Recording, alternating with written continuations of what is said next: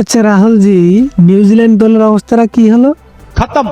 আরে শুধু খতম না, ওরা আমাদের স্কোর দেখে প্যান্ট ভরে হেগে দিয়েছে। বন্ধুরা, টি-20 ওয়ার্ল্ড কাপ 2026-এর ট্রফি ফাইনালি আমাদের হাতে। আমরা ব্যাক টু ব্যাক বিশ্বকাপ ট্রফি জিতে গেলাম। এই দিয়ে আমাদের টোটাল 3টে ট্রফি হলো, 2007, 2024, 2026 পেরেছে ভাই। সূর্যকুমার যাদব, রোহিত শর্মার লিগেসি ধরে রাখতে পেরেছে। সবার আগে আমাদের সব প্লেয়ারদেরকে স্যালুট এন্ড থ্যাংক ইউ জানাই আমরা। অসাধারণ খেলেছে সবাই, সুপার সুপার। আমাদের টিমের পরিস্থিতি এই টুর্নামেন্টে খুব একটা ভালো ছিল না। আমরা সেমিফাইনালে ঢুকতে টানাটানি হয়ে গেছিল, কিন্তু আজ আমরা এই টুর্নামেন্টে বিশ্ব champion. The power of Surya's army.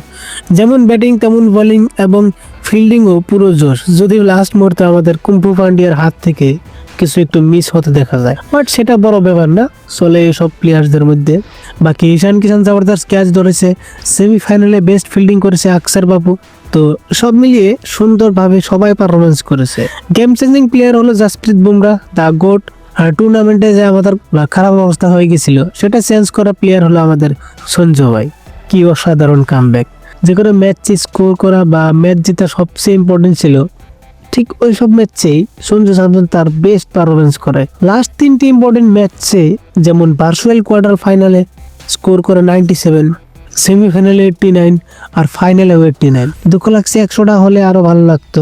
অভিষেক শর্মাকে নিয়ে আমাদের সবার একটা আশা ছিল যে না, অভিষেক ভাই ফাইনালে খেলবে, অভিষেকের ওই খেলাটা ফাইনালে কাজে লাগবে সবাই বলতো। সঞ্জু স্যামসন এক প্রেস কনফারেন্সে বলতো, ঠিক তাই হলো।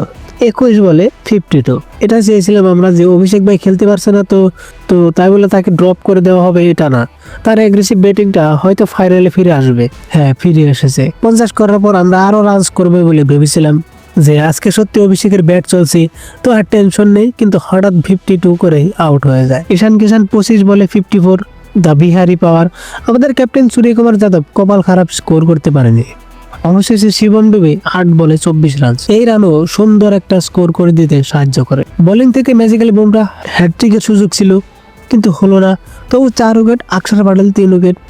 আমাদের দল 255 রান করেছে ঠিকই, কিন্তু যেভাবে প্রথমে রান করেছিল ভেবেছিলাম যে 270 হয়তো হবে বা 270-এর কাছাকাছি হবে। হওয়ারই ছিল। যেমন সেমিফাইনালে 250 রান করেও যে এটা সেফ না সেটা ফিল হচ্ছিল। অলমোস্ট ইংল্যান্ড শেষ করে ফেলছিল। নিউজিল্যান্ড দল থেকে তেমনটাই হতে পারতো যদি ওপেনিং জুটি থেকে আমাদের মতো পাওয়ার প্লেয়ার ফায়দা নিতে পারতো, কিন্তু তা তো আমাদের বোলার ছাড়া করতে দেয়নি। এই 255 রান ভারতের ডোমিনেটিং হিস্টোরি উইন। ওইসব মানুষদের জবাব যারা মজাক করছিল যে ভারত 2023-এর মতো হারতে চলেছে এই নিউজিল্যান্ডের সাথে। বাংলাদেশে তো পুরো পাগলাম শুরু হয়ে গেছিল। ওরা নিউজিল্যান্ডকে নতুন আব্বু বানিয়েছিল।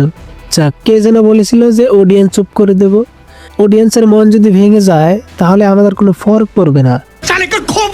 আমি আগেই বলেছিলাম যে তোদের এই ফিনল্যান্ড আর টিম সাইফার যদি প্রথমে আউট হয়ে যায় বা তোদের টিম প্রথমে 5 ওভারে 2টো বা 3টে উইকেট পড়ে যায়, তাহলে দেখা যাবে মজা যে কি অবস্থা হয়।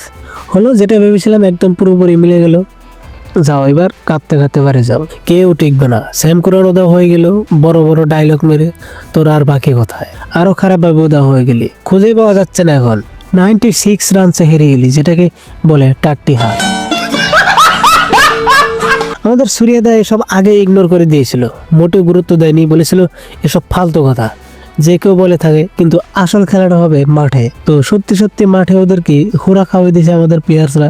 এখন বাড়ি গিয়ে ওরা শুধরাবে, যে বিশেষ করে স্যান্ডনার ভাববে যে ওই কথাটা মতো হয় না বললে ভালো হতো। গুহারা তো হেরেছি, অন্যদিক দিয়ে আমাদের শুধু নাক কাটা গেল। অবশেষে আজ ইন্ডিয়া বনাম নিউজিল্যান্ডের ঐতিহাসিক ফাইনাল, 2026 টি-20 ওয়ার্ল্ড কাপের ফাইনাল। এবং সেই ফাইনাল ম্যাচের আগে আমি আবারও চ্যালেঞ্জ করলাম, এই ফাইনাল ম্যাচ নিয়ে আমি আবারও চ্যালেঞ্জ করলাম, দেখি ইন্ডিয়ার সাথে এবার চ্যালেঞ্জ আমি জিততে পারি কিনা। আমি চ্যালেঞ্জ করলাম ভাই, ইন্ডিয়া বনাম নিউজিল্যান্ডের আজকে ফাইনাল আমি কঠিন চ্যালেঞ্জ করলাম। এবং আমি দেখতে চাই এই চ্যালেঞ্জে ইন্ডিয়া জিতে নাকি আমি জিতি। আর আমার বিশ্বাস এই চ্যালেঞ্জে নিউজিল্যান্ডে জিতবে, আর আমিও চ্যালেঞ্জে জিতে যাব। বাংলাদেশের এই মালটা নাম ইমন বারবার এই পাকিস্তানি পাগলা মোহাম্মদ আমিরের মতো চ্যালেঞ্জ করে যাচ্ছিল। এই চ্যালেঞ্জ হারতে হারতে এই ফাইনাল ম্যাচ নিয়েও চ্যালেঞ্জ করেছিল যে লাস্টের একটা চ্যালেঞ্জ রাখতেছি, যেটা হলো ইন্ডিয়া যেহেতু ফাইনালে চলে গেছে, তো এবার ইন্ডিয়া শিওর ফাইনালে হারবে নিউজিল্যান্ডের সাথে। এই চ্যালেঞ্জটাও হেরে গেলি।